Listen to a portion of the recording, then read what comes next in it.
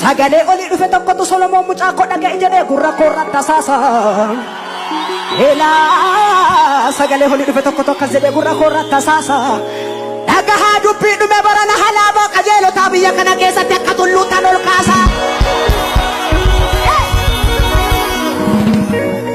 Isaa ittiin gaddiinaa ittiin qabamiinaa jalloonni keessaa galuuf gabaadhumaa saammatu.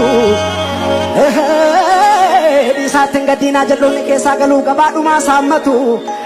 Gaafa Waaqayyo holuu jedhuuf garuu barri kan keenyaa sanyii bu'aa facaasan gammachuun kolfaa haammatu.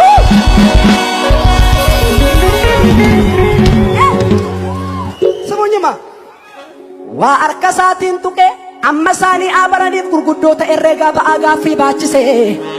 Waa harka isaatiin tuqee gurguddoota herreegaa ba'aa gaaffii baachise. Hini ta'een hir'isee hin baay'isee finiree waliin isaa namaan garuu qalu qurxummii lamaa fi buddeena 6 nama 5,000 nyaachise.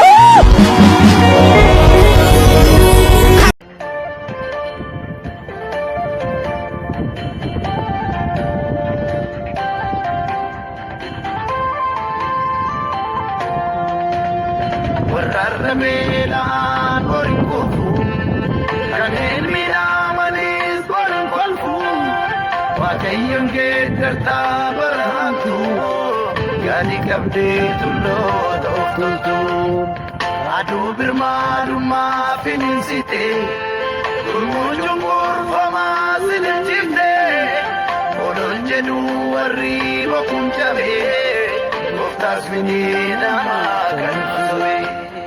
Warrameelaan horin kufu kanneen midhaamanis horin kolfu Waaqayyoon geeddartaa baraantu yaadi qabdee tulloota of toltu.